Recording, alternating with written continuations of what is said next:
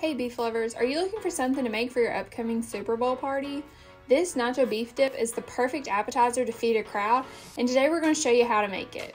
To make the dip, you're going to need a pound of ground beef, a jar of salsa con queso, half a cup of thick and chunky salsa that is mild or medium in heat. Now that we have all of our ingredients together, it's time to make the dip. First, you'll want to heat a non-stick skillet over medium heat until hot. Once the skillet is hot, you'll add in your package of ground beef. Make sure to cook for about 8 to 10 minutes, that way you can make sure it's browned all the way through. And make sure you're breaking it up into little crumbles, that way when you add it to the dip, it's evenly dispersed.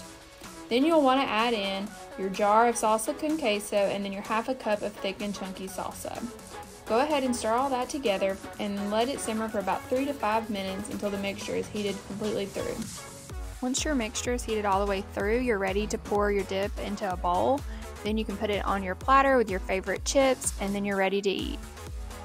This Nacho Beef Dip is a great option for a party.